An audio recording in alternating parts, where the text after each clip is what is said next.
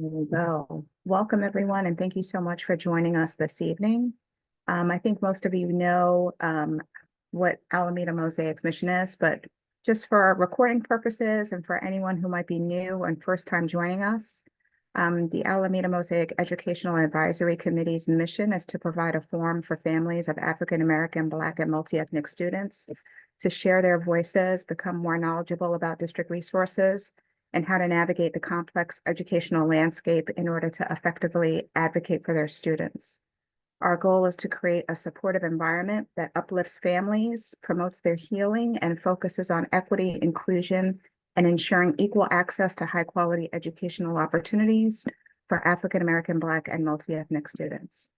It is with great pleasure that I welcome and thank Shamar Edwards and her team for being here this evening, for accepting our invitation to do a year in review for the Office of Equity to discuss all of their phenomenal initiatives that they had going on this year.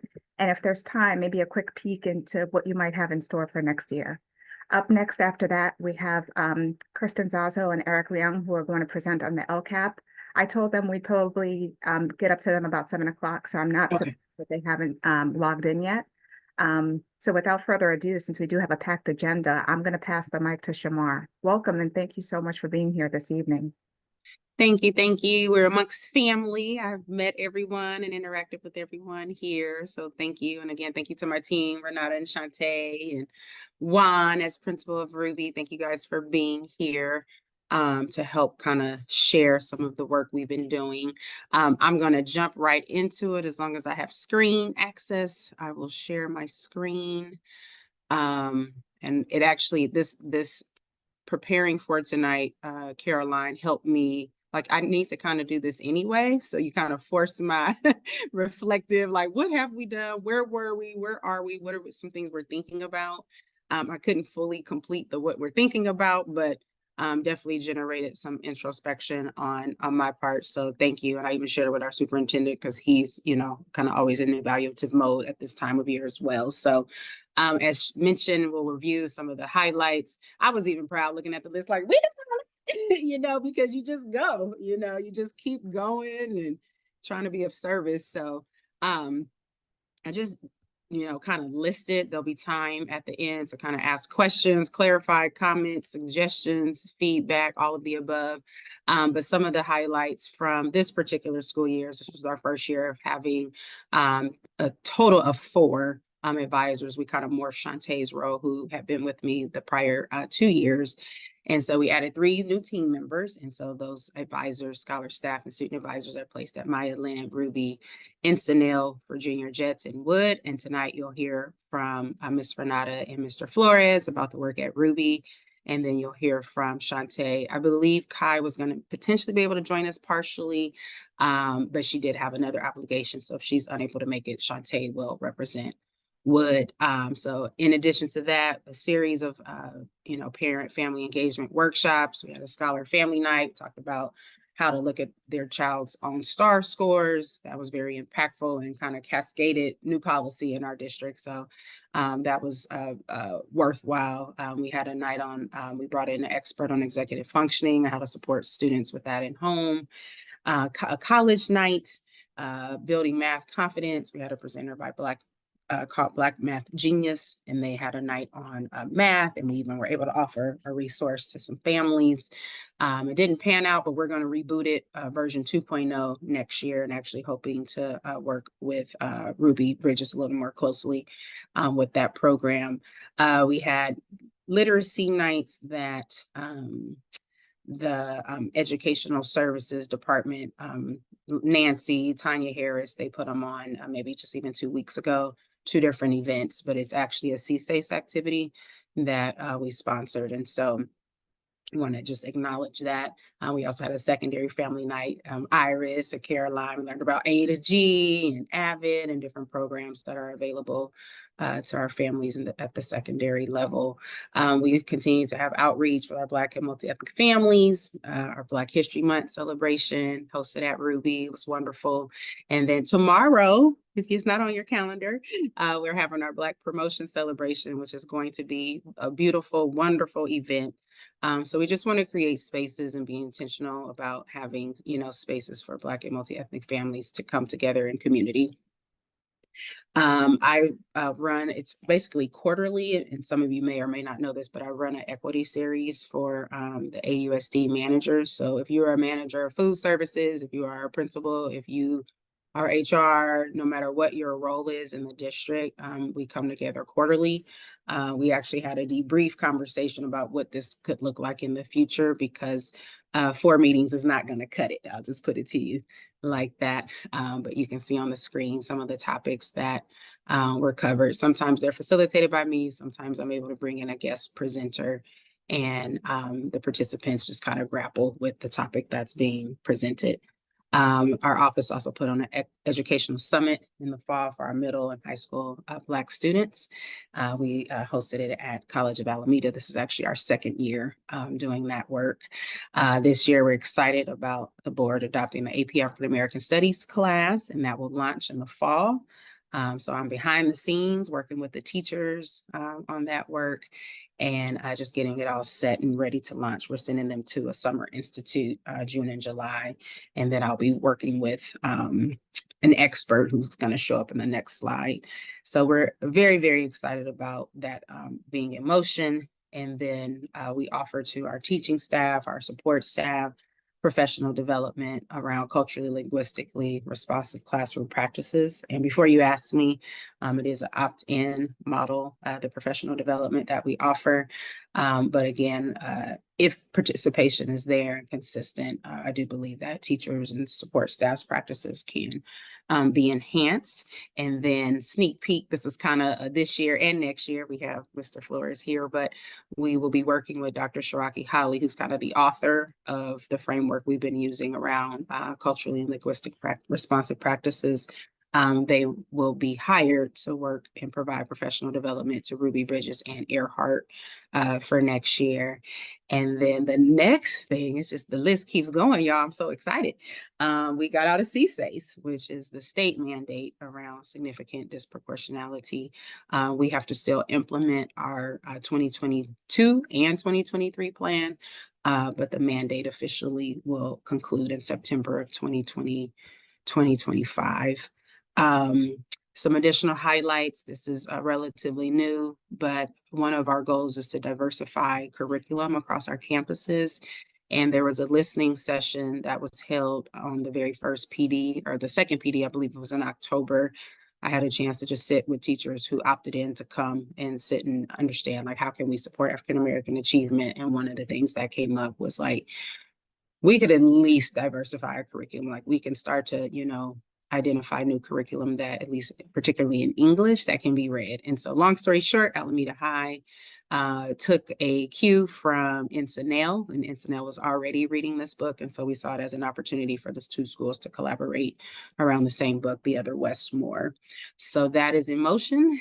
We've contracted with Tyson Amir, the Black program, Building Leaders, collective knowledge. I don't have the full acronym, but he was placed at Alameda High School in Lincoln.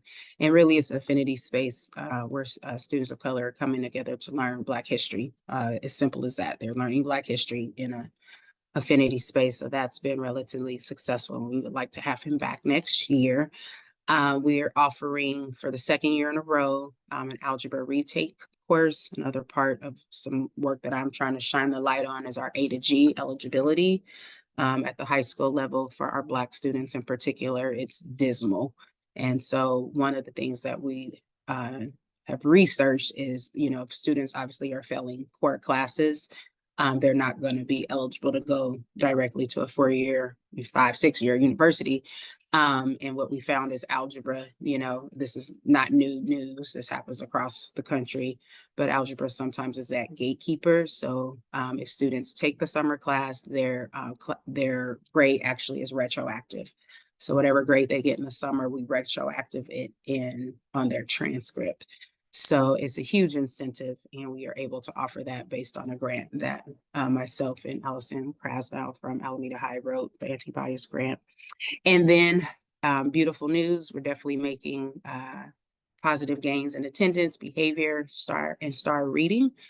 We definitely know that we're relatively flat in STAR math. We haven't had as much progress as we would like. And then the grades for our middle schoolers, again, some progress, again, not to diminish it completely. We want to see transformational progress, and we're not there yet with our middle school grades. So those are some of the highlights from this year. And then now I will give the floor. We'll start with Ruby Bridges. Just kind of highlight, summarize, it doesn't have to be a long presentation, Renata and Juan, but just the work you're doing around scholar practices. And just so I can kind of set the stage, scholar practices primarily begin with schools selecting focal students based on how they're performing on STAR, reading and math, maybe attendance, maybe behavior, or maybe there's just information that the school has that they feel like with additional support, these kids can thrive. And so we want to have that partnership between the schools, the family, making the decision who participates. And so there's a kind of a list of things that we're doing. I've highlighted some of those pieces, but just you guys are on the ground. And it'll be an opportunity for you to kind of share what's happening at Ruby. And then right after that, we'll hear from Wood Middle School. So I'm going to stop sharing and then let Miss Renata and Mr. Juan Flores take the stage. So who would like to start? I will yield to you, Juan. Renata, I was going to yield to you. But, all I can say is that, well, not all I can say, but one thing I need to say is that we are truly blessed, and it's amazing to have Renata on our campus, working with our scholar students. It's interesting, all year long, we're in the classrooms, we're in the classrooms observing teachers, doing walkthroughs, and it seems like I'm always catching Renata in there right in front of me or right after me. And it's like, wow, when are we going to make this teacher uncomfortable with so many adults in the room? But it's truly amazing to have that opportunity to have Renata there as just the other adult in the room and the other expert in the room to help our students along. Not only is it amazing to see her in the classroom, but to see her in her office. She's got a tiny little room right now, but it's always jam-packed with students. Students are coming to Renata for advice, coming to Renata to kind of, maybe sometimes they might need something smoothed over, or they're just have maybe not a good understanding on something or another. And it's just, Renata is just a great resource to have there. And so it's just truly amazing, and we're blessed to have her. Now you can talk, Renata. Well, thank you. You got tears coming. The one thing that about Ruby is it is an amazing campus. It is like walking an elementary campus, but in a college thought process. And so my desire is to tell the children and let the families know that they can go far, they can fly. That's what we're here for, to take them where they need to go and to offer them the opportunity that school should be fun. And part of that is our family engagement component with the Office of Equity. Being able to support our families with things like, I have 3 families that cannot, the adults, our parents or grandparents can't read. And so I meet with them once a week, and we do small group reading with the parents in order to relieve the anxiety that they have with their children, trying to teach them to read. Working closely with Lexia and ST Math and all of the extra things that we have, and thankful for the district for providing Chromebooks for our students. It would be amazing if we could extend that program out a little further, other than the 22 scholars that I have, but just having the children that are in red having access to being able to do that at home 20 minutes a day is an awesome opportunity. And it doesn't necessarily mean that it's a scholar, but they were nice enough to give. I had other students that I would say, okay, can we get a Chrome before? And the district never told me no. So I'll keep asking until they say you can't have any more. But getting to know that there are beginning levels of where education is for every student, and every student can learn as long as they're given the opportunity, offered the opportunity for the rigor, because I believe that children need that challenge, that they can do it And one of the things I have hanging in my office is an I am wall. And so there are all kinds of words. I am unique. I am special. I am on time. I'm available. I'm happy. So before they get to come into my office, they have to hold a mirror to their faces and say an I am statement. And some of the things Shamar actually caught a little friend saying, he can't read. And she had to make a whole thing like, yes, you are. I'm not smart. He said he wasn't smart and the things that he wasn't without recognizing what he was. And it touched her heart so much that she said, okay, now I need your wall to say, I am a doctor, I am a lawyer, I am these things. And so we've transformed some things into giving an opportunity back. And that's what I feel like the Scholar Program is giving to us at Ruby. We have a large number of families that have chronic absenteeism, a large number of families that just have the social emotional imbalance going on. So when they get to school, just making them feel welcome from the moment they walk through the doors, that we are glad you're here. No matter what happened and how you got here isn't as important as the fact that you are here. Getting rid of anxiety and around test taking. Angela, which is our, what is she called? Our coach. She did a Instructional lot of, coach. yeah, she did a lot of giving the kids back test taking skills and went in and talked to all the children, but predominantly she worked a lot with our African American students on how to take your test, how to take notes and be prepared for your test, the things that you need to do. And we saw that this round of CASP testing, third through fifth, that really made a difference. They took notes. They had race down. They had their numbers down. They knew what to do and how to take the test and be able to go back. So we're seeing some growth, and there's always room for growth in all of us. So I'm proud of the work that's happening at Ruby.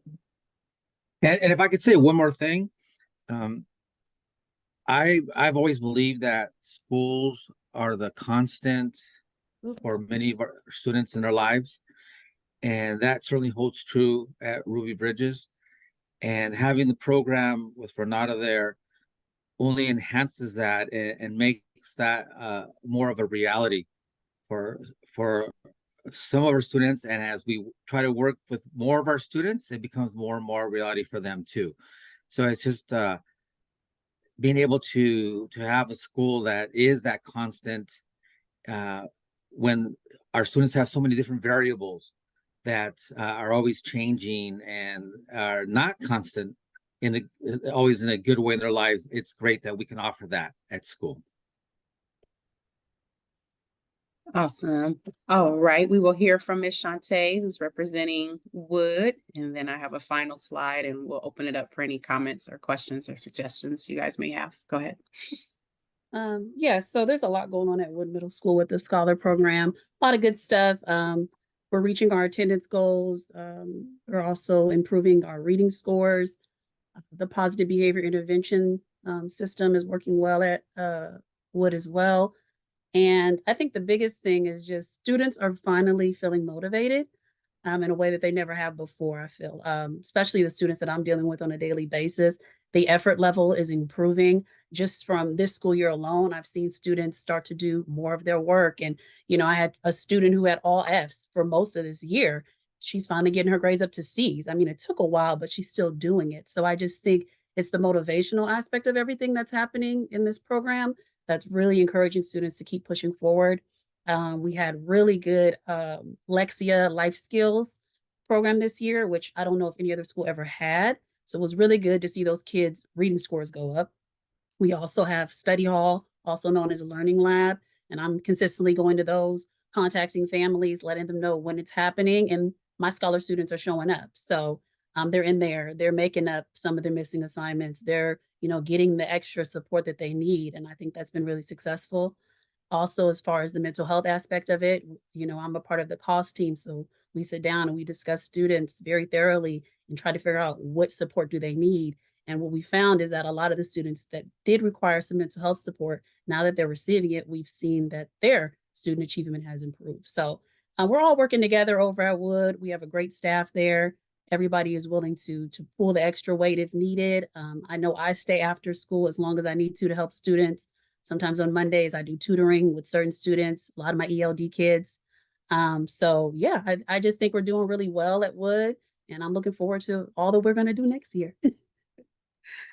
Awesome. And then I just have one more slide that I want to show you all. Let me make sure I'm sharing my screen. Okay. So again, very, very practical work. We're building the airplane a little bit while we're flying it, but we definitely know 100% that we are on the right track, and we're starting to see some outcomes shift as a result of our advisors being at sites and our other schools also participating. Not all of our schools have advisors, but we have asked every school across the district to identify focal students, ensure they're connected with the right teachers, making sure they're having, we call them hopes and dreams conferences with families. And so in thinking about that, when we transition to next year, we want to continue to kind of implement, educate, provide support to school sites so they can really do this work. Again, we don't believe this work is based on CSAs. We believe this work is just best practices. We believe this work is like what should just happen in all schools, right? And whether they are Black, multi-ethnic, white, Latino, EL, special ed, whatever they are, if they require that additional support, we should be there to support them in a more intentional way. We drafted this year kind of like a guidelines document for our advisors, and then to share it with our sites. So we'll be updating that based on our experience this year, because we learned some things and we've been debriefing for the last couple of weeks and going to be adjusting those guidelines. And, one piece that we do want to really kind of call out is like the participation of the staff, right? Like advisors are there to do their job, but it does not relinquish the responsibilities of teachers and administrators and counselors and other folks on the team. And so again, how can we work together so that everybody is, getting the best support? As I mentioned earlier, we're adopting the African American Studies, AP African American Studies course. And so I don't know if anyone knows Mr. Green, but he's kind of a local celebrity in Oakland, but he's an expert in African American Studies. So I'll be hiring him to provide professional development to the teachers. So it'll be a new program. We don't want to just send them out to the deep end. We want to have guided support there. So that's in motion for next year. We'll continue our outreach efforts. We will continue our CSACE activities for the 2023 plan. And then one area that we're having lots of conversations behind the scenes about is like, how do we address kind of the anti-hate speech or activities that's happening across our campuses? They show up and then they die down. They show up and they die down. I have a full document that I drafted alongside with the elementary and secondary director. We shared it with our superintendent, who's now in other conversations with different people at the table, even at the county level, about how we can approach this, not only in our district, but even across the county of Alameda. So we're not the only ones dealing with this, but we work here, right? And so we need to address what's happening here. And so I think there'll be some more concrete things that'll be in place for the following school year. So those were a couple of pieces. And so I know we went through all of that information very, very quick, but we wanted to give you a little synopsis, a little taste of our year, and a little preview to some things we're thinking about for next year. So questions, comments, feedback, and then we will put you back in the hands of Miss Caroline.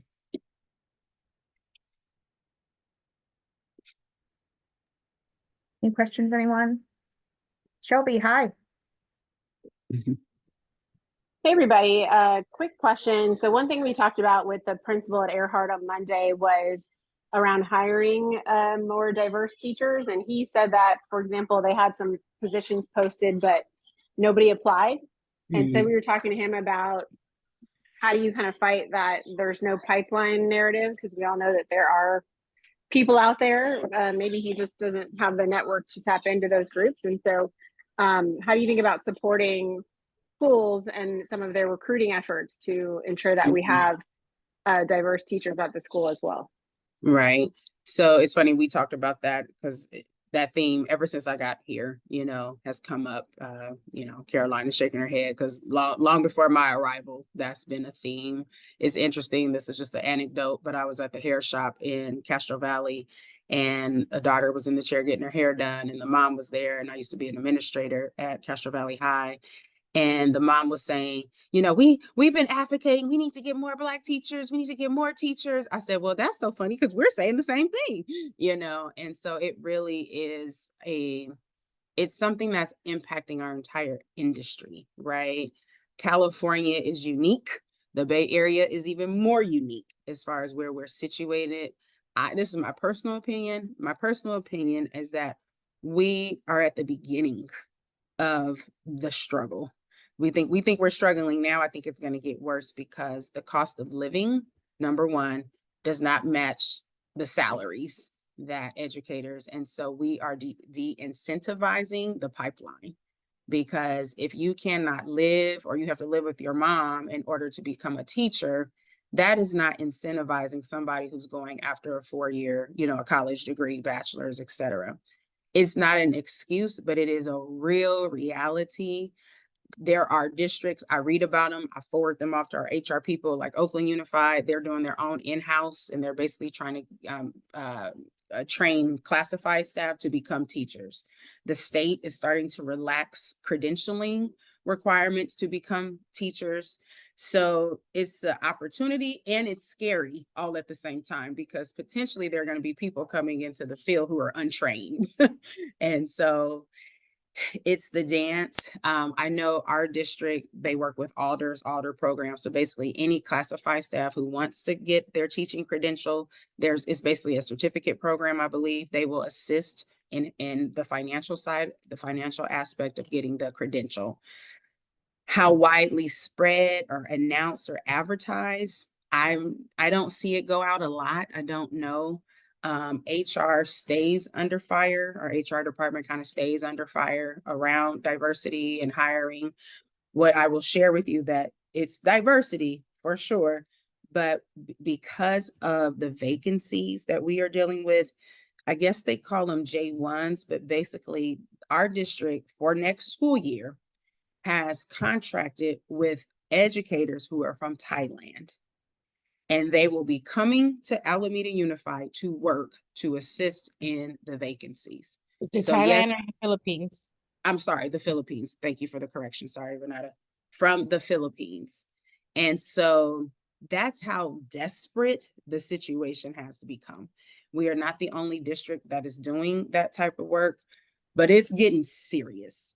So, again, it's not because if they're qualified candidates, I'm not saying it doesn't happen at a smaller percentage, but again, who's putting in the applications, who's interviewing, we even had a conversation today in cabinet about, we need training around hiring beyond your comfort zone, if that makes sense, because typically when you're interacting with somebody, you're looking for, like, can you relate to them, right? Not necessarily, am I diversifying my staff and bringing different kinds of people to the table? And so we all have those inherent biases. And so there's work to be done on that. But just going back to the pipeline conversation, it's tough out there. It's tough out there. I went to a training, I can't remember which conference, but it was sometime this year. And it's a very different conversation in the South, right? Where you have a more majority Black population. There are all kinds of programs that take kids from college to the teaching field. We're not even on equal playing field to begin with in California, let alone Bay Area, let alone Alameda, right? Like you have a segment of teachers of color who are in Oakland, who are in, sprinkled throughout the Bay Area, but Alameda, from all that I've learned, comes with a reputation that people are like, oh, I'm not fooling with Alameda. Yep.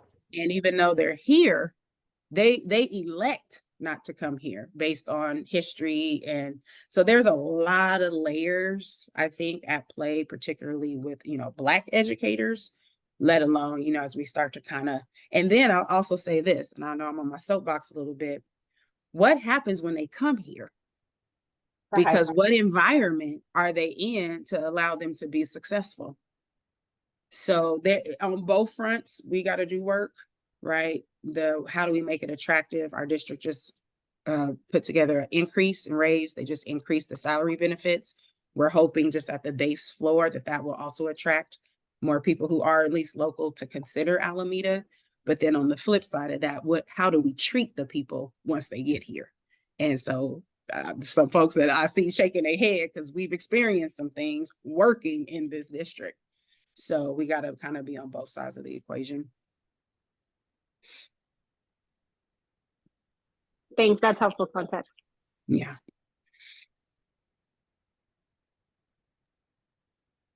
I wanted to share something with you, Shamar. I'm not sure if you tuned in to last night's AUSD board meeting, and I'm behind on the presentations on the recently, just last night, approved new secondary math curriculum. But I asked a very pointed question last night about, is that math program going to be accessible for students with disabilities? And does it address the current situation that we're seeing where students are coming into high school already behind? And I didn't feel great about the answer that I got.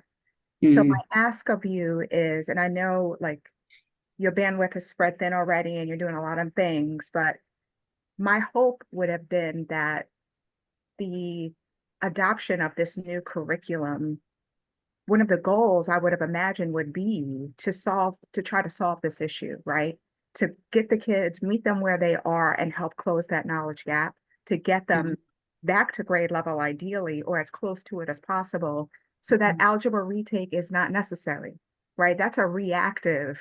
Right. Absolutely. Right. They've already failed. Yep. We're giving them the opportunity to retake, which is great, but I'd like to stop the failure in the first place. I'd like to stop that hit to the self-esteem. Kids who are struggling through no fault of their own, because I have a 6th grader and a 1st grader. And the first time I saw Common Core math, I thought to myself, what is this? I had a learning curve in order for me to be able to help my students. So I can imagine how other families must feel. And it feels like the curriculum is such a steep slope. It moves so quickly that once you fall behind, the snowball effect is fast and furious. And if you don't catch it immediately, you're doomed. Yeah. And I'm not doing enough about what this district is doing to support students who are failing. It was really interesting because as I was listening to the presentation also last evening, it's starting with the secondary. But math failures we are seeing are not failures, but the challenge with math and its curriculum is in the elementary zone. So if we don't fix it by 3rd grade, they're already afraid of what math looks like. There is a sense of the SEL is so strong within our, Juan, do you agree, between 3rd and 5th graders, that's when the math changes. It's no longer just the function of the addition and subtraction. You start throwing in a lot of different verbiage that changes math. So in elementary ed, what I have found is reading and math have become so synonymous with the use of the Eureka math curriculum, because if you're slow at reading or your reading isn't at grade level, you can't possibly do as many word problems as it is with the Eureka math. And so I think that we are looking at building at the secondary level, but a deeper study would have been, let's figure out what we're going to do at the elementary level to make math not so fearful of children and parents. Because when the math changed, we were hosting originally in our district, when we did change over, we had math nights for families to teach them how to help and support their children with homework. And we did it for one whole academic year. And those seminars were full because parents were really unsure about what it looked like.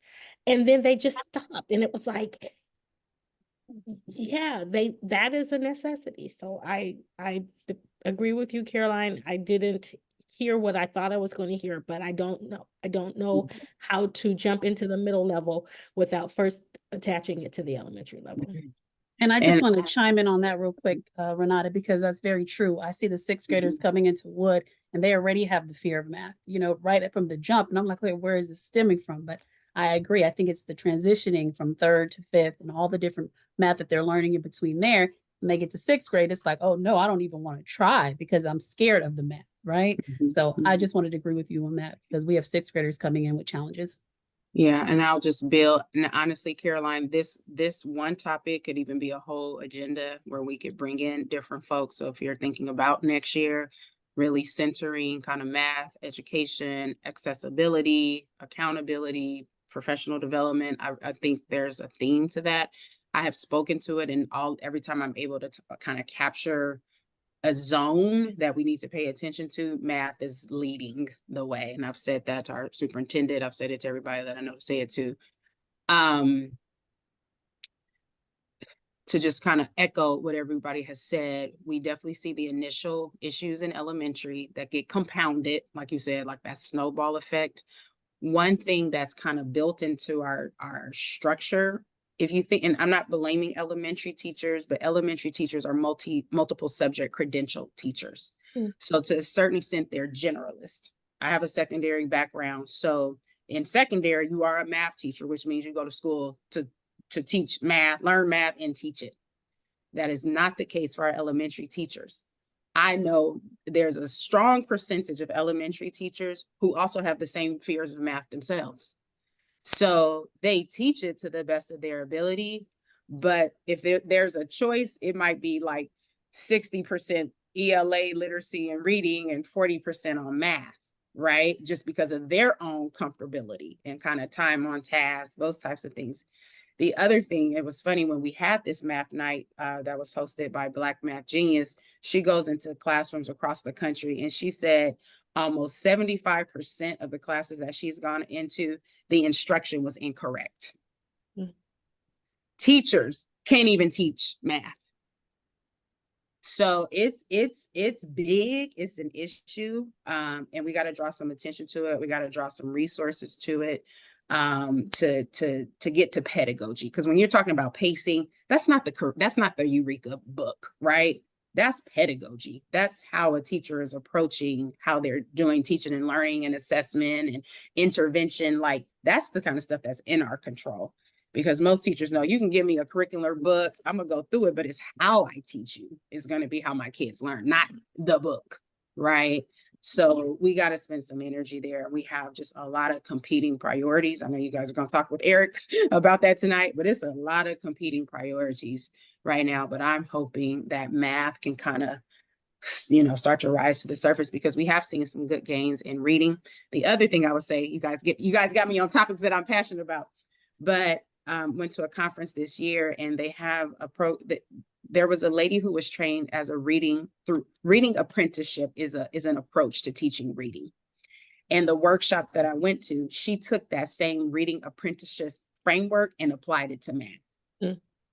Scores jumped through the roof, because exactly what Renata said, math in the early ages is more about literacy than anything else, right? To be able to understand the vocabulary, to dissect it, to unpack it, and then you manipulate the numbers or the variables or all the moving parts. But we approach math through a math lens versus a literacy lens. And so that's what this workshop was about. But she had all this data about how the scores jumped, but teachers got to be trained.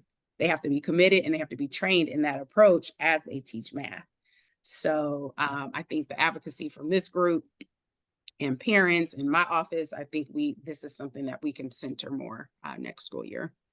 I'm so glad you touched on that, Shamar, and I agree with you wholeheartedly. And I'd love to really see universal design for learning be implemented. We have learners that learn in a variety of methods and still teaching math, just worksheets and pen and paper is not going to work for all learners. So I just love to see more of a diversity of learning tools available to students so that they can use how they learn best and really find success in that way. But more importantly, just have more supports available. So when students start to struggle, they don't fall completely. Like they can have some opportunity to get that extra support and keep up with the class and not start falling behind and then taking that hit, feeling like, I don't get this, I must be stupid, I'm not good at math, right? It happens so fast. Like they start struggling and then immediately, well, I'm just not good at math. And that's it, you've lost them, right? Yep. So to the extent that we can keep that from happening, I'd love to see that. Absolutely. Shamar team, thank you so, so much. Really appreciate your presentation this evening and all the phenomenal things that the Office of Equity is doing to support our students. We really appreciate you all. Keep up the fantastic, fantastic work. And if there's more that Alameda Mosaic can be doing to support you, please do let us know. Thank you so much. I hope most of you can stay on for the next part of our meeting. I'm pleased to introduce Eric Leung, and I'm not sure if I saw Kirsten Zazo join us to present on the LCAP. But before we get started, I see Iris has her hand up. Iris, did you have a question? Yes, hi. I just wanted to thank you for everything that was shared, Shamar. Thank you for everything you said. It's so awesome to see it on paper. I know you guys have been shaking and moving and sifting and shifting. So I'm so excited to see all the work. Any way I can support you guys, let me know.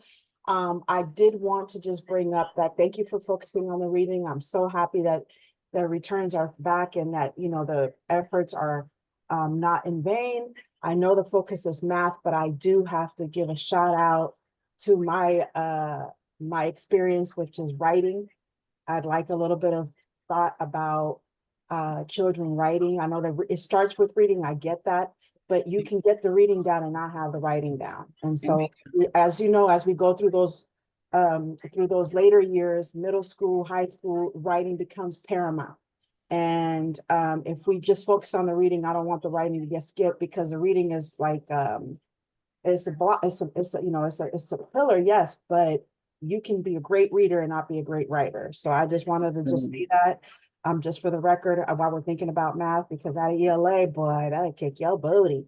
Okay, I'm sorry. Well, thank you. I agree. You know, again, you're putting my principal hat on.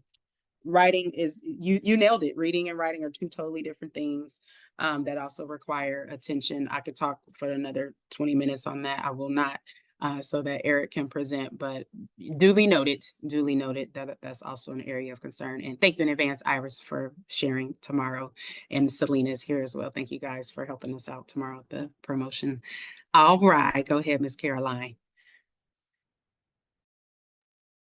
Thank you so much again, Shamar, and thank you, Iris, for your question. So without further ado, we're going to move into the presentation on the LCAP. Thank you again so much, Eric, for presenting this evening. I really appreciate it. I'm going to pass the mic to you. Hello, everyone. I'm Eric Leung. I am the compliance for state and federal coordinator. That is just a long word to say that I just help people kind of stay on track and just make sure that we are abiding by how she builds rules, especially around funding, and how do we keep funding aligned with what the state sees, and also make sure that as public appointees are doing a due diligence in spending public funding. So that's kind of the gist of my job.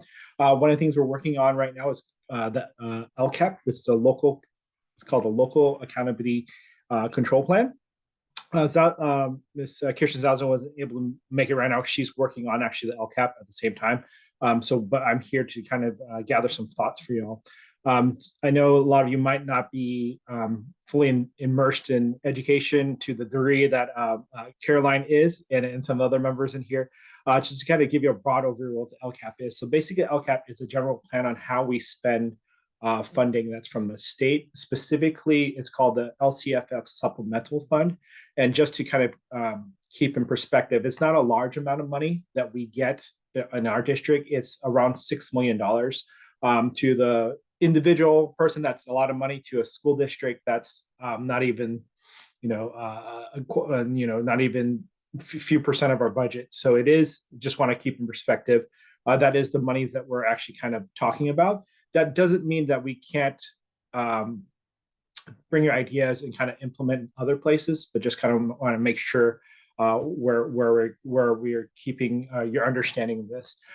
In these meetings, it's more about trying to hear, listen, feedback. We're going to ask a very broad question, and this broad question is specifically drawn that way, is that we know and we hear a lot of the issues, writing, reading, math, supporting students, going to multiple grade levels.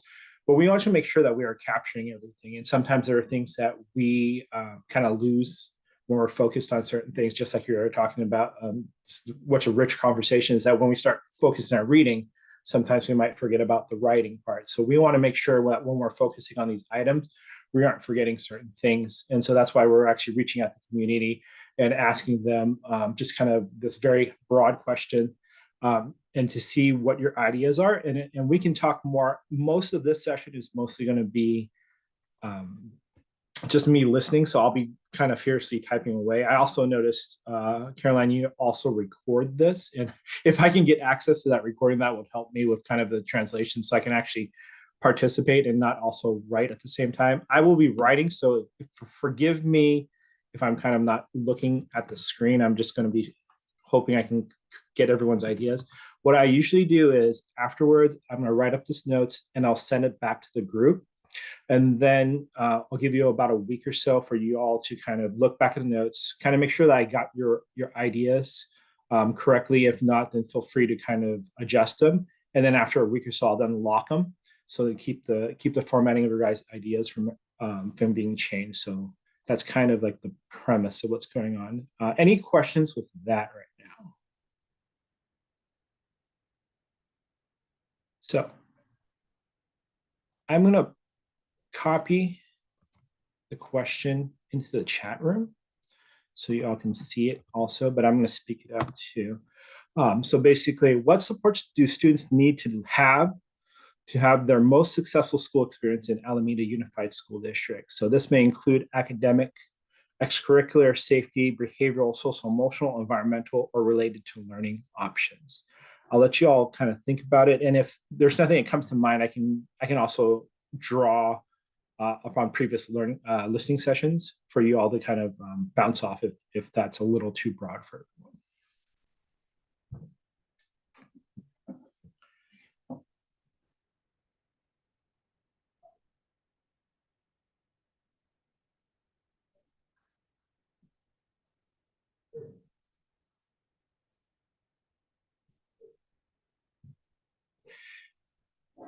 I know you all have wonderful ideas. I just heard it earlier, and I've written some of that down, so don't be shy too.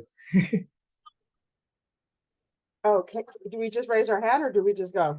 You can just, I think we'll just go for now. We're a pretty small group and I can kind of capture it. And Okay. please say your name so I can get it. I know you, Iris, so. Hi, how's Hi. that baby? Okay, anyhow, I'm sorry. I just wanted to thank you for being here and caring and checking in with us. I think it's very important that you are taking that stance because the community does need to have some input. And I would like to see something from the school district that allows the ability to grasp the fact that children are very individual and unique and they all learn differently. And I don't know if there will be some sort of personality test or the approach that we're having to just systematically push out the help as we see fit versus curtail it to the child. So just being more thoughtful in our strategy to have the ability to tailor fit the need by the need that the child is displaying, whether it be from previous STAR testing, areas of challenges, areas of strength. And that would fall into the different categories that you are discussing, the academic, the extracurricular, the behavioral, the social emotional. I do like the idea of the social emotional simply because everyone is not educated at home in the same way.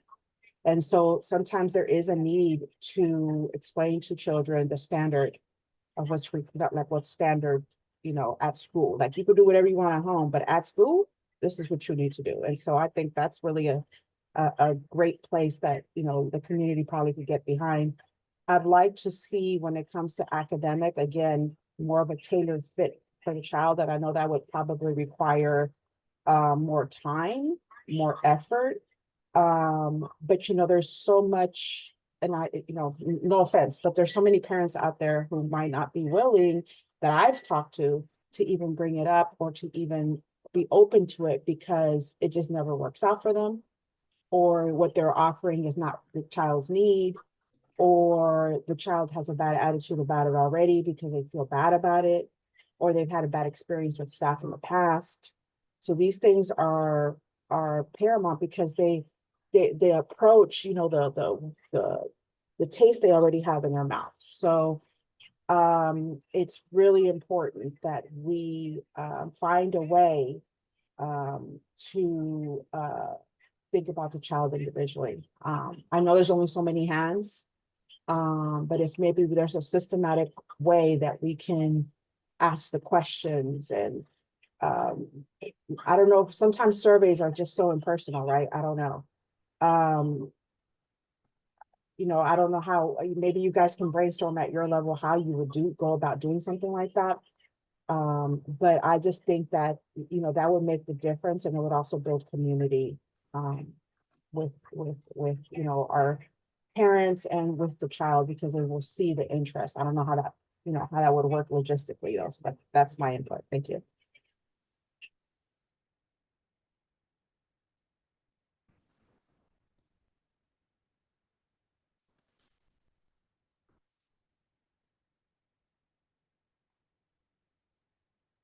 Anyone else want to give any thoughts or feedback about the question asked in the chat? I'm gonna see if hopefully I can copy and paste in case someone just joined us. Yeah, I dropped some ideas in the chat, but I'll just elaborate here. So one I had was their culture is represented and celebrated in the classroom, and then also meeting kids where they're at academically. I think candidly, I come from a school district where we had a tracking system, and so there was a little bit more delineation in how kids were taught. I think it's a struggle for teachers to teach kids at all different spectrums in one room. And so if this is a need that can't be met by a teacher, I'd like to see more resources for parents. Because for an example, I'm coming from a situation of having a kid who's saying she's not challenged at school. And so if, the teacher can't meet her where her at, are there resources for me to do so?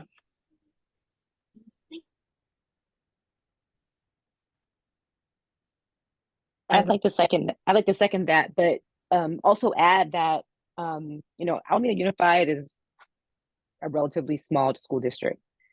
And I'm finding that outreach is not uniform from campus to campus with respect to resources and just communication in general. I know that I, for one, have been doing a lot of outreach with our social group, Alameda Black Families. And the responses that I've gotten from the principals of each site have mostly been positive, but there's been a lot of variation in terms of what each principal believed they could and couldn't do, could and couldn't say, could and couldn't offer. Also, I met Otis. Well, I'm also at AHS, but I got an Otis kindergartner, and it was very, very, very late to find out that we had the Scholars Program and CSA resources being offered, but not to the kindergartners. And so, it took multiple conversations to be able to include my kindergartner and get her access to the resources and the technology that the other students had, since relatively early on. So I'm concerned that there isn't uniform access to the resources that are available or communication about that. And I feel like that could be streamlined, and that's not that complicated to do. And that's a barrier that I feel like needs to be resolved.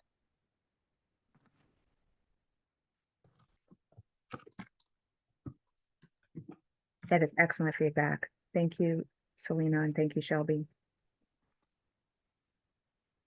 Anyone else?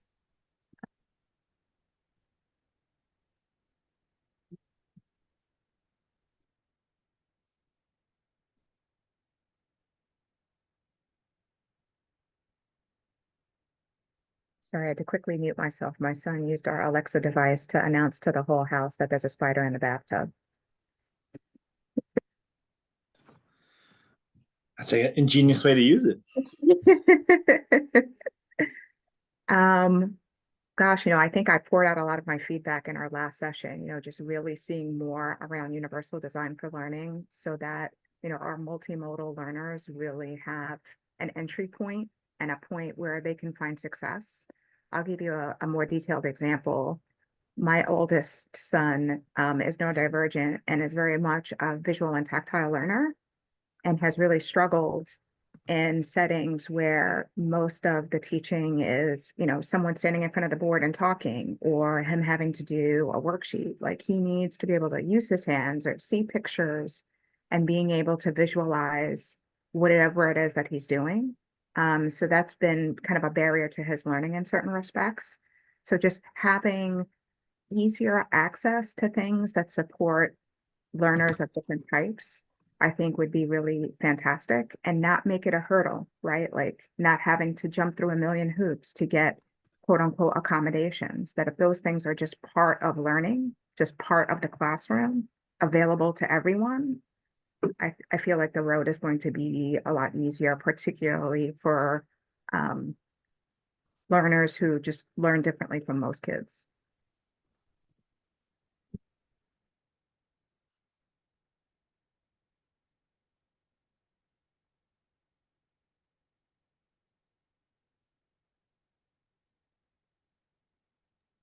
I don't know how you fold this into the LCAP, but I'm going to speak on it anyway. I think we still have a problem with students, particularly students of color, being sent out of the classroom when there are quote unquote behavior issues. And it's essentially a silent suspension. So it's not documented, but the learning loss is very real. Again, I don't know how you write that into the LCAP, but I think it's something that should be addressed within our district and really more closely monitored by the office staff. And I hate to put it on them because they already do a lot, but oftentimes these kids are being sent to the office. And for how long, who knows?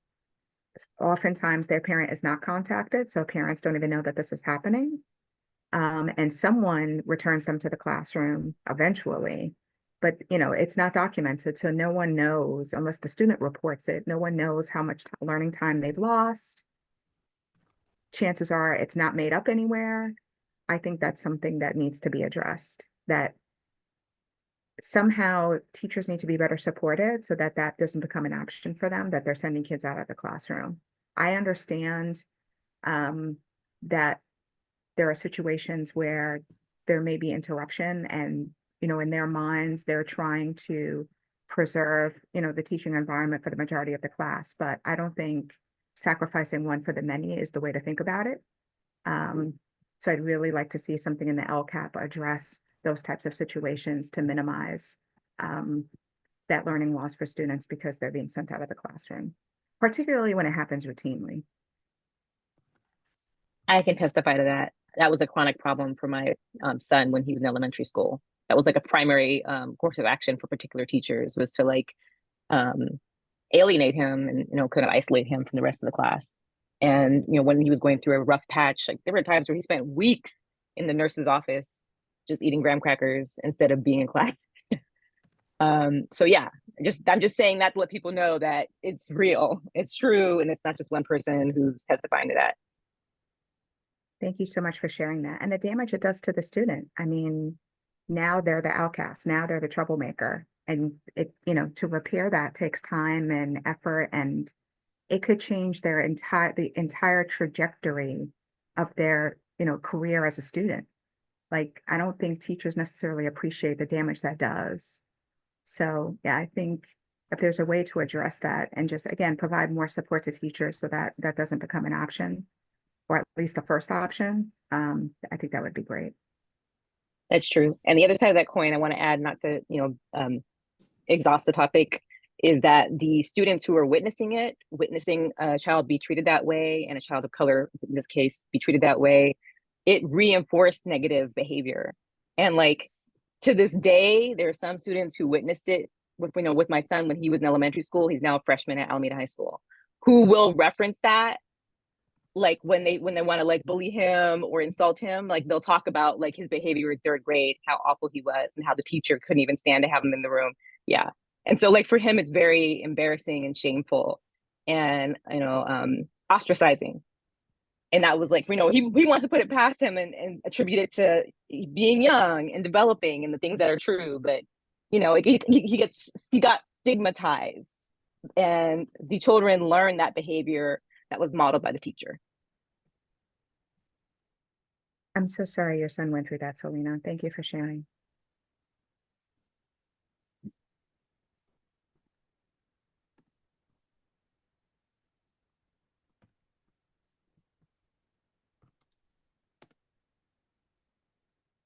Yeah, I'm sorry that has happened too. That is really not acceptable, and that's something that the staff needs to address. Um, just so I don't, so you all don't feel that we don't address certain things, I do want to give you a overall where these things would show up in the LCAP. So just as you're all, but it might not be specific, but we can then kind of tailor certain things. So a lot of these issues would show up in what we call our MTSS system. It's our multi-tiered system to support our tier 1, tier 2, and tier 3. So there is at elementary school level and also secondary to some extent, elementary school, each elementary school is asked to create a matrix on what behaviors are office managed and classroom managed. So from there, that they're supposed to be able to support. I will candidly say that some schools work on it more than others, honestly, and that is something we need to address universally, that we were all talking about, is how do we make this reinforced across the school system. So that's why that kind of plays out differently across schools. Just for more understanding for me, I totally understand all your feelings on it. I was a principal and a vice principal inside Alameda Unified and other school, and also in San Francisco and West Contra Costa. So I've seen the effects of these behaviors on both sides. Just your pointedly across. It's just not the student that's being affected, but the other ones that are actually experiencing. And sometimes we don't understand the effect as a teacher perspective of what it can happen. So I really do hear that and feel for you. I too have a young child in school now, and those are things I'm in education, I still think about those things, that how the kids are affected on a daily basis.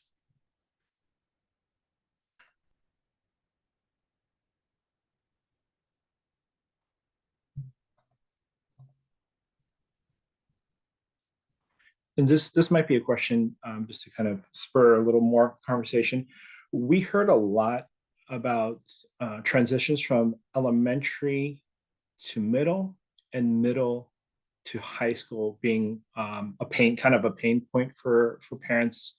I just wanted to hear, is that something that you all kind of experienced? And what I mean by pain points is unclear understanding of coursework for high school. And what helped the student be successful, i.e., if you choose to go to a college route, how would that happen? Just the social emotional of going from sometimes a very small school to a very larger school. That was something that came up in conversations with some of the parents also. Just want to see if that might be on your radar, or any thoughts on those things.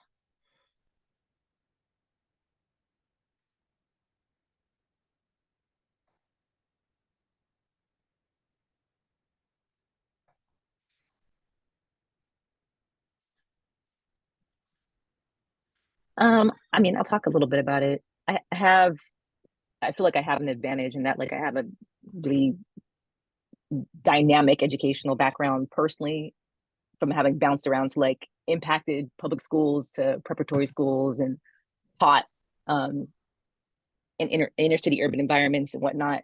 And here now I am in Alameda, so I've got a lot of perspective from different angles to compare.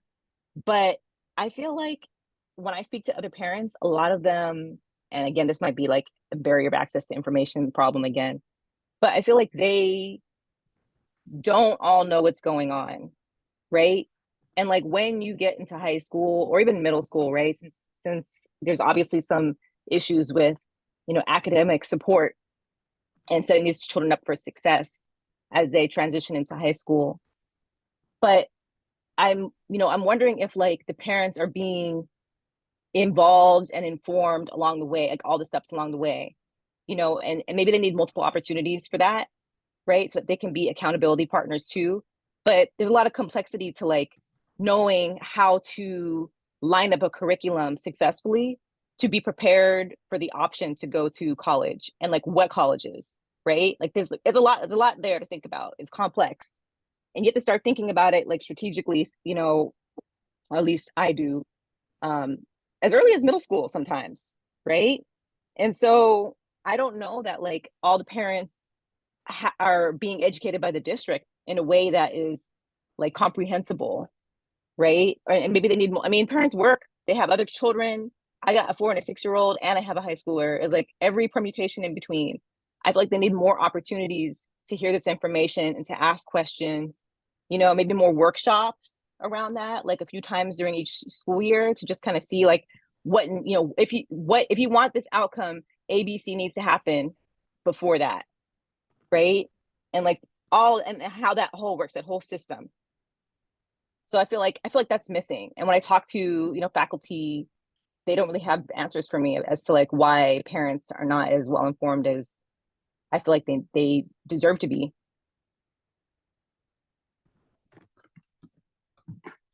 Thank you so much, Selena. I feel like that is spot on. I have a 6th grader, and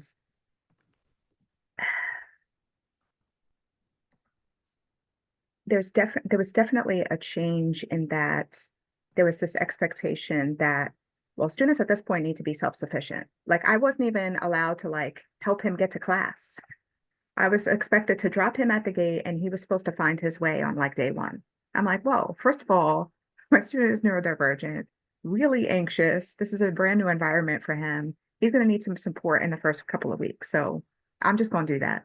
But I mean, this whole like assumption of, okay, it's not elementary school. You know, we have big boys and big girls. They're expected to advocate for themselves, figure out what they need, and vocalize that. That's a big leap from elementary to middle in the first year. So I hear you loud and clear, Selena, about how parents are just not getting the information they need to really be able to support their students, either in the short term or the long term. I've been in other environments where I've heard secondary teachers say, and I get it, that they now have so many students that they're responsible for that they're just not able to do the outreach that folks would like to see.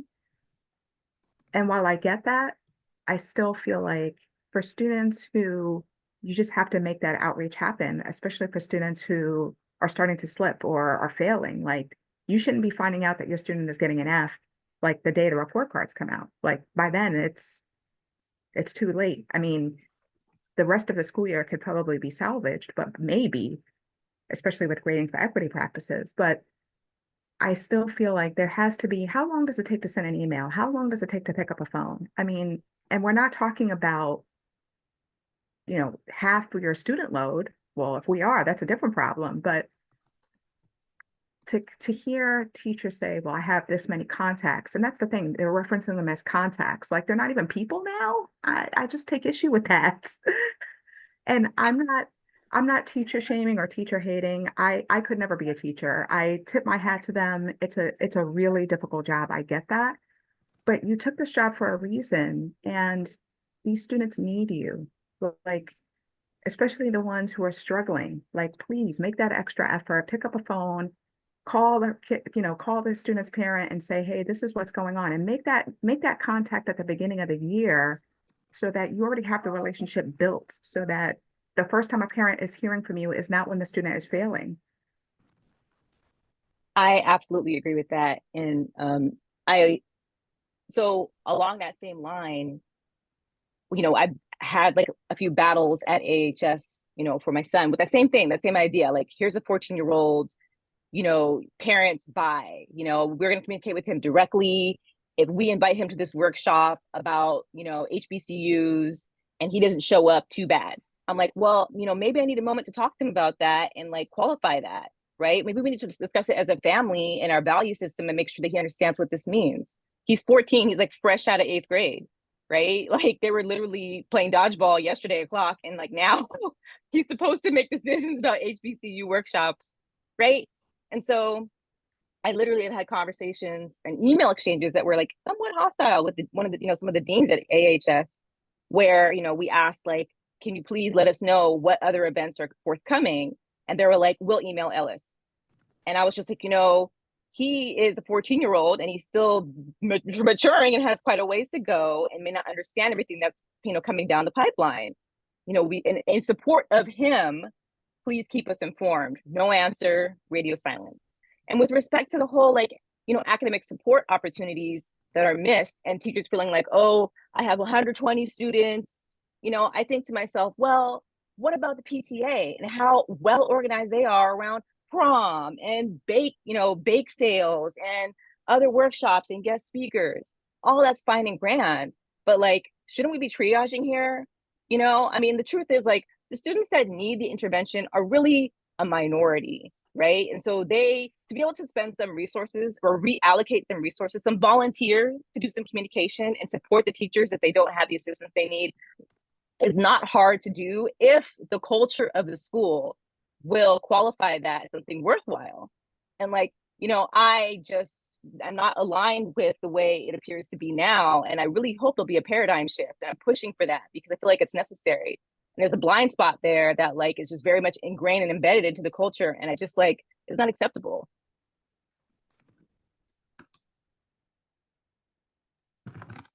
I couldn't have said it more eloquently. Thank you, Selena. Spot on.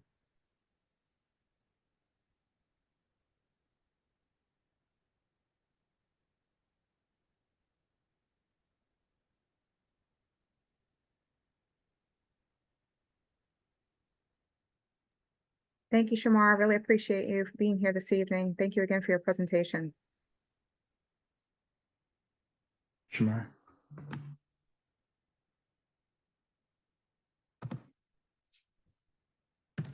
Yeah, I think to Selena's point, I mean, I think we heard perfect examples of that in our last presentation about how really supportive staff like Renata Westbrooks, what a difference maker they are at a school campus to support students who really need that support, right? And that we shouldn't lose that as students move up into secondary. And I feel like something happens there where it feels like almost like the bottom is just dropping out from underneath them and they just fall sometimes. And then compounded by the fact that parents are kept out of the loop. I mean, that just feels pretty disastrous. So I think if I were to try to put that into LCAP language, just more opportunities for families to be kept informed on what's happening with their particular student, as well as with the school site in general. And it can be, sometimes it can be overwhelming. I mean, I have I now have a middle schooler, but when I had 2 elementary school students, I mean, just the amount of stuff that comes through on Parent Square is kind of like really difficult to keep up with. But if I was getting stuff directly from the teacher, that would hit my inbox like at a high priority, and I'd be able to see that right away. And the pace of that has slowed tremendously now that my 5th grader is now in 6th grade. So just really being able to, and I'm now the one having to actively try to catch the teacher at pickup. How's he doing? Anything I should be aware of? Having to initiate that conversation. And I did that in elementary school anyway, but I felt like there was more intentional touch points with me in elementary and much less so in middle. And I imagine that trend is going to continue as he moves further on in middle school and eventually high school.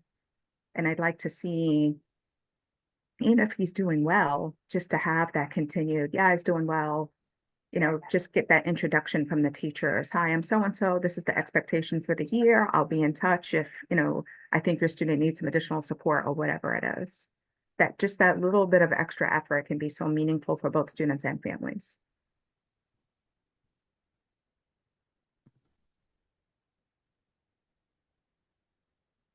But I think the big thing that we touched on at the last part of this meeting, again, is just those additional support opportunities.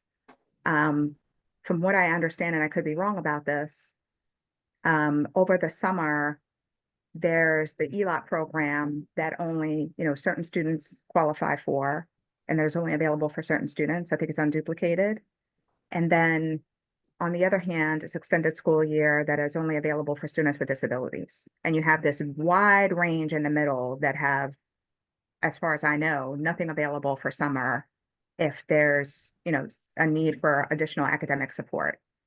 And even extended school year, to be honest with you, isn't great because it is quote unquote designed for regression avoidance. It is not designed for remediation, which continues to boggle my mind. When I was in school as a kid, you went to summer school if you didn't do well during the year. And the point of it was to help you be ready for the next year. So you're not continuing to struggle now that you're a year forward. And that's not the case. I mean, there's a school of thought that says anything is better than nothing. And while that may be true, 4 hours a day for 4 weeks is going to be limited in what it's able to achieve anyway. So to have it not even really address the underlying issue kind of almost feels like a waste of time. I think there just really needs to be, I think it was COVID funds that paid for summer school for one summer right after the pandemic. And I don't know what the data looks like as far as how that benefited students that participated. But I really think they needed more than one summer to make up for a whole year of distance learning. Because I'm pretty sure there's a fair amount of students who fell behind during COVID that have not caught up. And one summer of summer school wasn't going to remediate that. So just having more opportunities to have academic support for students. There is tutoring currently on certain school sites. I think it's, I can't remember the grade span. I want to say it's K-8, but it's not well advertised. Like I had to ask about it at Lincoln, and I had to jump through a lot of hoops just to get my son math tutoring when it was supposed to be widely available. So again, just making sure that families are well aware of the supports that are available and have teachers be partners with families to make recommendations if a student is struggling in certain subjects, pairing them with the support opportunities that are available so that to keep them from failing.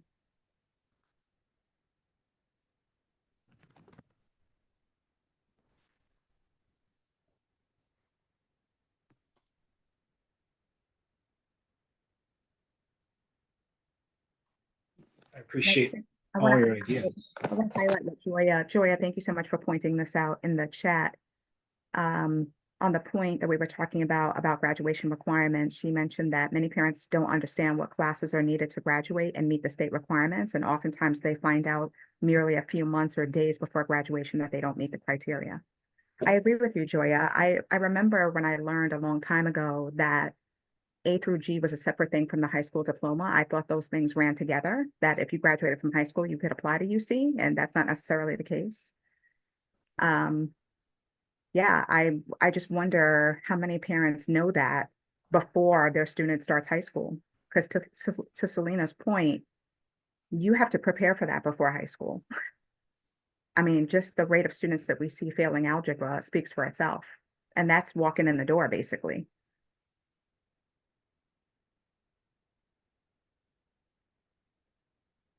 I mean, I just want to acknowledge that if you put something in the chat room, I did pull it out of the chat room.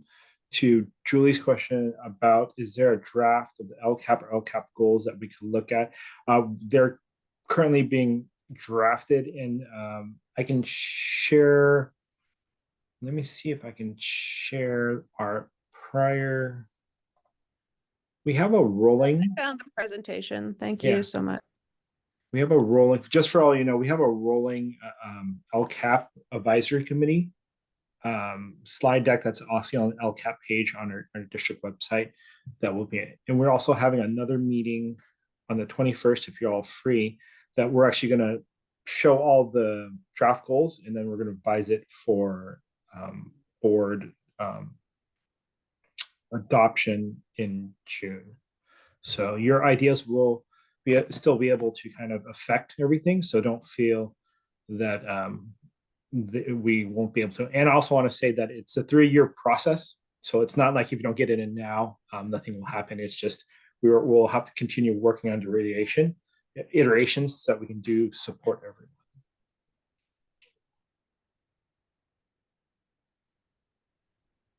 Just to piggyback on the last comment that was made about the need to start understanding how to be prepared for the UC system in middle school or even before that,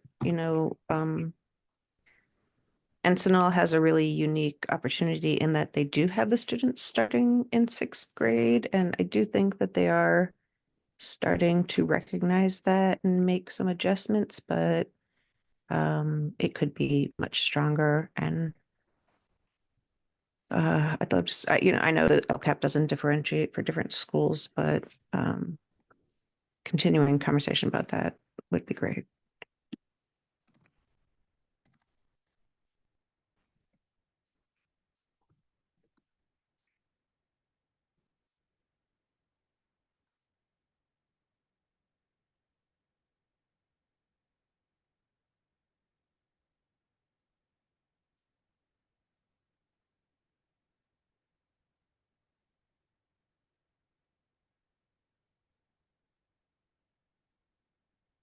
Iris is asking, have we mirrored ourselves other school districts with similarities? And we do tap into other school districts and what they're doing. Interesting. So Alameda is unique in its size and its funding. You have school districts like Oakland, which are large, and what we call, Caroline put out, and I think most of you are familiar, what we call unduplicated student count. That really is what the driver is for the LCFF's supplemental fund. So basically, in years prior to this LCAP, which I think it's almost like our 7th year, maybe. I forgot what but before all schools were received the same amount. And then this brought the equity issue that if we're all getting the same amount, then how we're actually addressing things. So how the state approached it is that we have what we call a base fund, that's what supports everyone. And then you have this LCF supplemental, which then supports the unduplicated student counts. So what happens is school districts like us then saw a drop in the funding because we're down to the base, but we don't have that unduplicated count as other school districts. So school districts like San Leandro now have almost, I think almost 4 or 5 times the funding that we have, yet they're the same size as we are. And so school districts with larger, of course, Oakland and San Francisco have larger school base, and they also have larger unduplicated count monies. So Alameda is unique that our pairing school districts are same size, we do not have the same funding levels. So that becomes the hard part that Iris is saying, or bringing a point over Iris is, we have school districts are similar in size, but when we talk about funding, we're nowhere near the same. So there's not really anyone that is actually like us in funding and the students that we support, but we can actually look at students and actually go, oh my gosh, like San Diego have X amount of money. And then Castro Valley is similar in some sense. And then Piedmont is similar in some sense, but they also have different cities also have different funding they can pull on from local control formulas too. So it's like not perfectly apples to apples or oranges to oranges. So we just kind of see what other people are doing and see what levels of implementation we can do based on what funding we do have. Shelby? Yeah, question. So given our unique funding challenge, I heard that we are not allowed to do things like use PTA funds for part-time staff to assist teachers. Is there any way to revisit that given that we are at a funding disadvantage in this district? Or who makes that decision? Sorry, I didn't hear what funding we were talking about. You said that Alameda is at a disadvantage from a funding perspective versus other districts our size. And so I have heard also that we are not allowed to use PTA funds to fund temporary teachers or staff to help students. Who makes that decision? And is there any way for us to influence that such that we can, create our own resources essentially if we don't have that at a district level? So I want to say that it's that we don't want PTA, but we run into issues with with teachers. They have years experiences, and then we have raises that come in the middle of the year. So sometimes when we give numbers to PTAs, what happens is that those numbers become skewed, and then they become overpromised, and then PTAs cannot fund the amount that's giving. So we tend to not want to partner, not because we don't want to, but then the funding becomes very hard to be clear, because we can't always adjust for raises and how much the raises will come. And that becomes a really hard problem for people to budget, right? Because you can imagine if you're budgeting and all of a sudden you have to increase 10% when you're already maxing out your amount for that year, it becomes hard. So we don't highly publicize that we will partner with you, but there are things that we will partner with you, because those things are a little bit hard for both sides to kind of manage, if that makes any sense. Okay, thank you. Yeah, because I know there's certain there are certain ways around it, but we can I can talk to fiscal and see if there's any, give you more, but there are certain restrictions that we have, and there's certain restrictions that as Liz points out, that other regulations out of board, our school board level can have control over.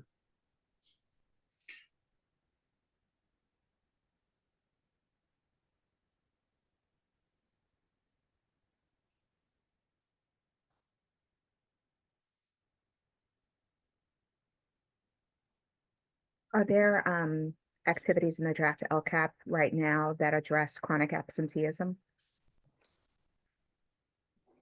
There are that address chronic absenteeism. I know you, Caroline, you've heard this conversation with us, but just to give everyone a kind of broad understanding of chronic absenteeism. Chronic absenteeism is a moving target for all school districts, because how chronic absenteeism is accounted for is basically it's a rolling 30 days, and that's how they do chronic. So if your students start off strong in the beginning of the year, then most likely your students will fall into chronic absenteeism. If, say, in the first 30 days you're X amount of days, like 10 or 15, it becomes a harder amount to pull out because you have this lead that keeps on following you. So we were talking about how do we actually look for better data, because our chronic absenteeism is not great. I wouldn't say it's great, but I wouldn't say it's bad, but it's also compounded that we have this rolling 30 days. And then with our specific, the groups that are actually hit most hard by this are our homeless youth and our foster youth.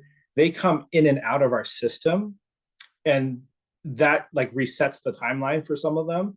And I don't know the rules on that, how it resets. So it becomes this really not great target we want to address, but we also don't have very clear data on how we're supporting them. For last year, Jody McCarthy's team in student services actually did some great work on that. You'll see that in our LCAP review. And they were looking for a target of like under 40%. And I think they hit like around 27%. So they actually reduced it by quite a bit. But I don't know what the exact data. It could have been that there were a lot of students so this is the hard part, is there could have been a lot of students that left, and then so it went down, or we actually could have had the same and it was good. So to your point, Caroline, we will and we'll try, but then also we don't have very clear data around it. And then state doesn't have really clear guidance on what they feel is impactful and what isn't also.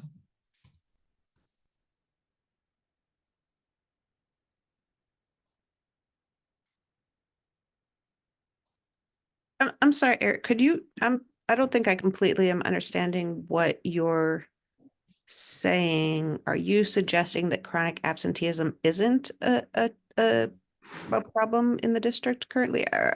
No, I'm not saying it. I think it's data. revolving. It's a problem for certain students, but it's hard for us to nail down if we're supporting them or not. Does that make sense? I see. It so is a problem. I'm not saying Caroline- it's not a problem. I'm just saying it's hard to know if we're actually supporting them well because the data is not the cleanest data. I guess I didn't hear the answer to Caroline's question. Maybe you answered it and I didn't hear it, but she asked if there were items in the LCAP, action items in the LCAP currently to address it. Yes, we always have that attendance, but I'm just saying that the data might not be, it's going to be the same problem we had last year, where that we have data for it, but we're always trying to see if we can get better data to address the chronic absenteeism. But what's the activity, like what are the activities that are?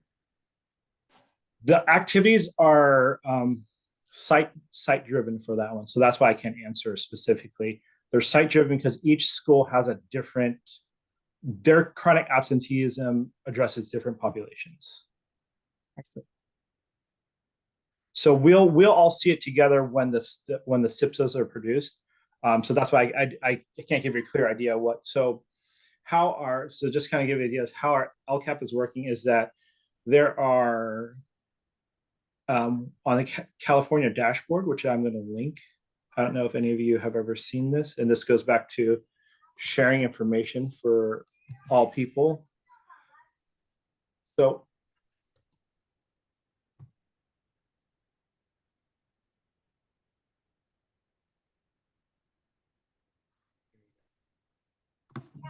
So this is California dashboard, and what you can do on the site is you can pull up schools and districts and it'll give you indicators. And these are indicators that the state looks at. And what they do with the state indicators is that we can, let me pull up. I'm just going to pull up Maya Lynn. I don't know if there's any parents from Maya Lynn here. So sorry if it feels like I'm addressing I your. don't think you're sharing your screen. Oh, let me.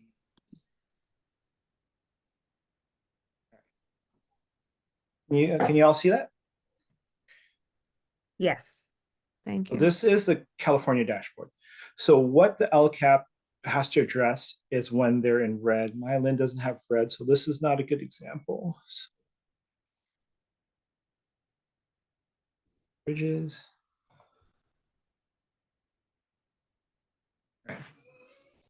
It's not a great example either. They don't have red that's showing up clearly. I think we can pull up here. Okay, so for chronic absenteeism, so this is what we're talking about, Caroline, that each school has kind of a different target. So for the red, chronic absenteeism, specific for Ruby Bridges would be Filipino. So in the SIPSA of the school, they will have some type of addressing the Filipino. And we leave it up to the school sites because each school has a different red indicator, but also a different way they approach their families. And we want to give the schools the ability to have a tailored approach on how they address those families. We are also telling families or schools to be aware of your orange because these orange will eventually could turn into reds also. So there is some kind of direction on these two groups, but specifically the red ones are addressed in their SIPSs. Does that make sense? All right, so this is Ruby Bridges, and if we pull up another school,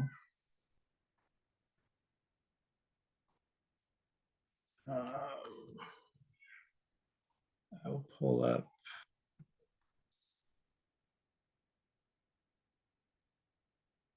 So if we pull up Otis, we see that they don't have 0. So then they don't have a chronic absenteeism that they need to address, but they should be aware that you have 5 oranges, that's something they should probably look into and just kind of sustaining, that they don't end up having students fall into the red. So each of the SIPSs will have something to address chronic absenteeism, but the target group will be different for each school district. And that's how the LCAP supports that. We are pointing to each school specific SIPSs to address the chronic absenteeism.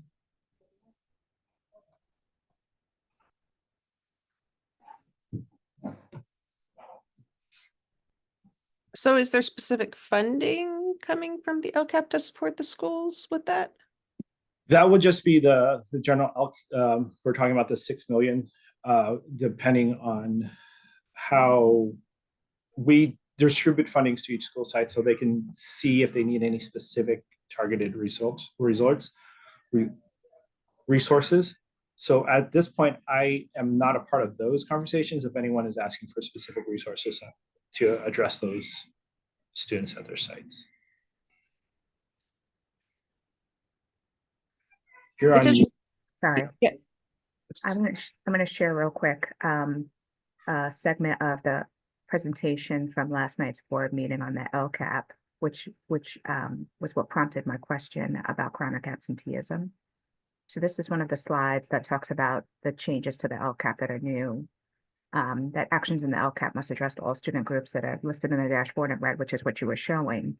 Mm-hmm. So this seems to break it down by school. It's about, so 1, 2, 3, 4, 5 columns in. I know this is a little bit hard to see and I apologize, but it's the column that has the most consistent red checks is the one that says chronic absenteeism. And you can see beginning, for example, with Amelia Earhart Elementary, students with disabilities have a check under chronic absenteeism.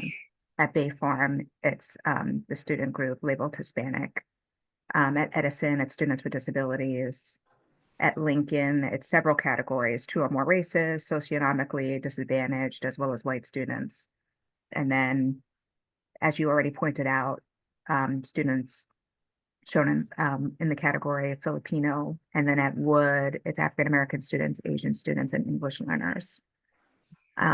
So I guess my question is, has there been any thought to, or is there an opportunity for an exploration of providing transportation if this is potentially a driver of chronic absenteeism at certain school sites? I know that the district spends quite a bit of money out of the special ed department to provide transportation for students who are going to certain schools that are not their home school for specific reasons to participate in certain programs. And knowing that, I'm a little bit surprised to see students with disabilities under chronic absenteeism, but the transportation situation may have nothing to do with that. But if there's an opportunity to have a cost sharing situation, since the district is already providing transportation for some students, is there a way to share costs to provide additional transportation to try to solve the chronic absenteeism problem to the extent that that transportation is a factor, right? So, for example, if there are students who are in home situations where they're relying on a parent to get to school, and for whatever reason that doesn't happen consistently, that they have a consistent mode of transportation to get them to school. That's a great ask, and I will put that in there. And that might not be for an LCAP, it might just be a question, a budget question. Yeah. Yeah, I understand. And then this is what this is driving, that it might not be an answer that we do in LCAP. It might be something we do outside of LCAP. So thank you for bringing that up. I think one of the frustrating things for me as a parent and seeing the data in chronic absenteeism in the past, particularly during the time of COVID and the years immediately following, is that the practices that the district supported as far as keeping students home who are symptomatic, and I get the logic of that, contributed to this inadvertently. So to your point about having good data, it's difficult to tease that out, right? Are students racking up days of absenteeism because families are, trying to minimize spread, keeping symptomatic students home per the AUSD policy at the time? I know the district has moved away from that since, but this data lags a bit, so we might still be seeing some of that. So it'll be interesting to see over time if maybe the relaxation of, policies around when you have to keep your kid home related to COVID and for how long and whatnot solve some of this. But more importantly, I'm really interested in seeing how district leadership can be creative in addressing some of these issues. I know budgets are tight, and there's a lot of there are a lot of barriers, but to see a lot of the red checks at certain school sites, there's got to be a creative way to solve that and really support families to say, how can we help you make sure that your student is at school every day or as many days of the week as possible? Shelby, I still see your hand up. Was that from before, or do you have another question or comment? No, that was from before. No worries. Thank you. So we are super over time. I want to open up the floor in case anyone else has any questions or comments. Otherwise, I want to let you all enjoy the rest of your Wednesday evening. And thank you all so much for being here. Any other last questions or comments? And this is not the last, like Eric's door, I'm sure is open if you have additional thoughts about the LCAP.